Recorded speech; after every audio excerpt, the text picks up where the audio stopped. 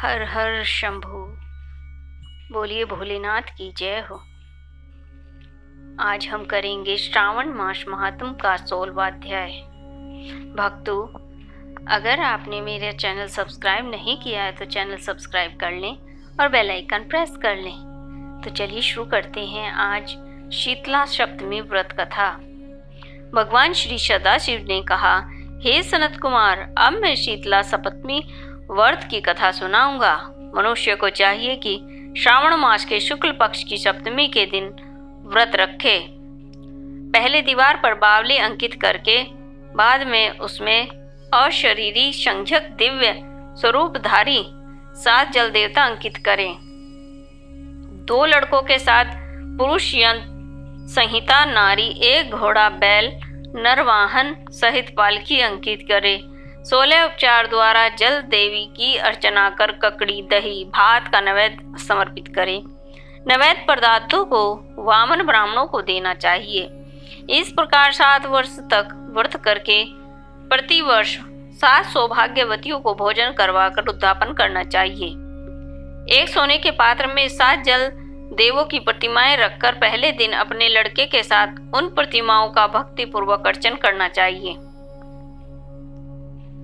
जिन लोगों ने पहले इसको किया था और उन लोगों को जो फल प्राप्त हुआ है वह मैं अब तुमको बताऊंगा। ध्यान पूर्वक सुनो। सौराष्ट्र देश में शासन नाम का एक नगर था। उसने निर्जल तथा भगवान श्री सदाशिव ने कहा, हे सनत कुमार, भगवान ने कहा कि अब मैं तुमको वो बताऊंगा, तुम ध्यान पूर्वक सुनना। वन में एक बावली खुदवाएं, उसमें जाने के लिए बहुत सा धन व्यय करके पशुओं के उतरने के लिए तथा प्यासे यात्रियों के लिए जलपान की कीमती पत्थरों की सीढ़ियां बनवाई, जो कि टिकाऊ भी थी, मजबूत भी थी। थके मांदे पथिकों के लिए उसने बावली के साथ एक बहुत बड़ा बगीचा भी लगवाया। बावली का अर्थ है पीने का पानी की जगह।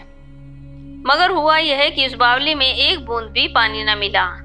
धनी ने दुखी होकर कहा, मेरा धन भी व्यर्थ गया और परिश्रम भी व्यर्थ निष्फल हो गया। वह इन विचारों से ग्रस्त रात को उसी बावली के पास सो गया।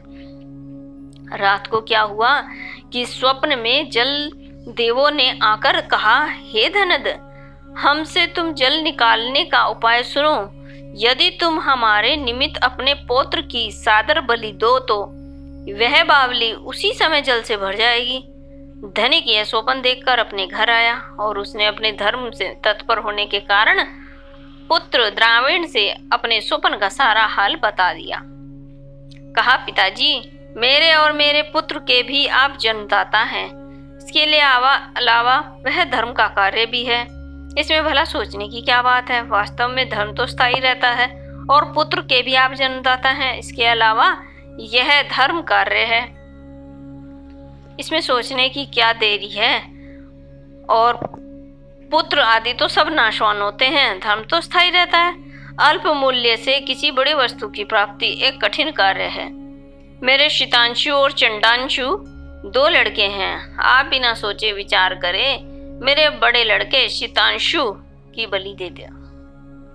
लेकिन पिताजी, यह मामला आप स्त्रियों से गुप्त रखिएगा। गुप्त इसलिए रखिए कि मेरी पत्नी इस समय गर्भवती है और प्रसव का समय भी निकट है। वह अपने मायके जाने वाली है। उसके साथ मेरा छोटा लड़का भी जाएगा और उसके जाने के बाद यह काम निर्विघ्न संपन्न भी हो जाएगा। धनद ने पुत्र की बात मानकर कहा, हे पुत्र, तुम धन्य हो और चूंकि तुम मेरे लड़के हो इसलिए मैं भी धन्य हूँ। मैं अपने पुत्र वाला मानता हूँ। इसी बीच उसकी पत्नी सुशीला को उसके मायके से बुलावा आ गया और वह अपने मायके जाने के लिए तैयारियां करनी शुरू कर दी। तभी द्रविड़ ने अपनी पत्नी से कहा, यह बड़ा बालक यहाँ मेरे पास रहेगा तथा छोटा लड़का तुम्हारे साथ जाएगा। सुशीला ने अपने पति के आदेश के अनुसार अपने बड़े लड़के को तो अपने पति के पास छोड़ दिया और छोटे लड़के को साथ लेकर अपने मायके को रवाना हो गई। उसके जाने के बाद पिता और पुत्र दोनों ने मिलकर शीतांशु को तेल मलकर भली भांति स्नान करवाया और कीमती कपड़ों को तथा बहुमूल्य रत्नों से उसे सजा दिया। जब वरुण नक्षत्र पूर्वाषाढ़ा का दिन आया तो दोनों ने उसे बावली के किनारे पर ले जाकर खड़ा कर दिया और कहा, इस लड़के की बलि से जल देवता प्रसन्न हो। इस बलि की देर थी कि बावली अमृत तुल्य जल से भर गई। दोनों पिता पुत्र बावली के सुधा तुल्य जल से प्रसन्न हुए, लेकिन पुत्र के नाश से दुखी होकर अपने घर को लौट आए। उधर मायके में सुशीला के यहाँ तीसरा लड़का पैदा हुआ। जब लड़का 3 मास का हो गया तो वह अपनी ससुराल वापस लौट आई। मार्ग में जब वह उसी बावली के पास आई तो उसे जल से परिपूर्ण देखकर चकित भी रह गई। उसने प्रसन्न चित्त उसमें स्नान करके कहा, मेरे ससुर को उद्योग और धन का वह यथोचित सफल हुआ। उस दिन श्रावण मास के शुक्ल पक्ष की सप्तमी तिथि थी। सुशीला ने स्नान करके शीतला का शुभ व्रत करके वहीं पर रही और दही तथा चावल मंगाकर स्वादिष्ट पाक बनाया। जल देवता को अर्चन करके दही और चावल और ककड़ी का नैवेद्य देकर वामन ब्राह्मणों को दे दिया। अपने साथ वालों के सहित आप भी दही चावल और ककड़ी का भोजन किया। वहां से सुशीला का गांव 4 कोस दूर था, पर सुशीला अपने दोनों लड़कों के साथ बावली से घर की ओर चली तो जलदेव आपस में कहने लगे कि इसका मरा हुआ लड़का इसको वापस लौटा देना चाहिए, क्योंकि इसने बड़े प्रेम से हमारा व्रत किया है।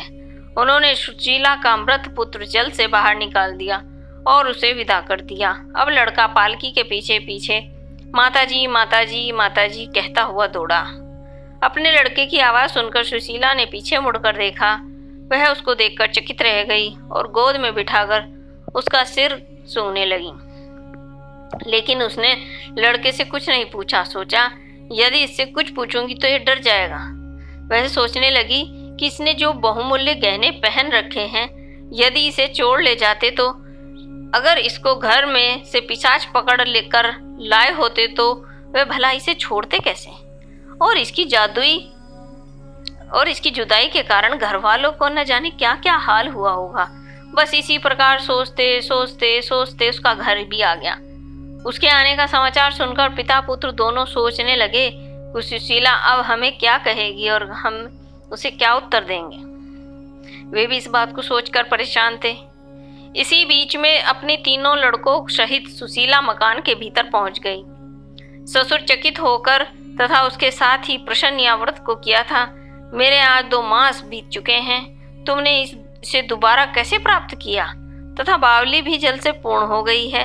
जाते समय तुम यहाँ से 1 पुत्र को लेकर गई थी और अति बार 3 पुत्रों को साथ लेकर आई हो। शुभ्रे, वंश का तुमने उद्धार कर दिया। हे शुभानने, मैं तुम्हारी क्या स्तुति करूं।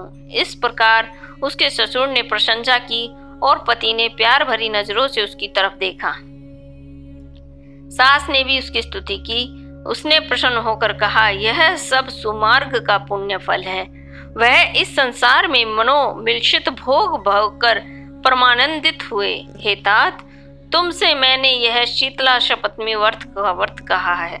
इसमें दही चावल ठंडा शीतल ककड़ी फल बावली जल शीतला देवता कहे गए हैं। इसे करने वाले तापत्रय से मुक्त हो जाते हैं।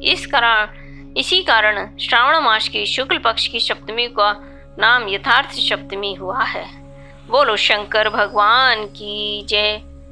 बोलिए शीतला माता की जय। भक्तों, आज की कथा यहीं पर समाप्त होती है।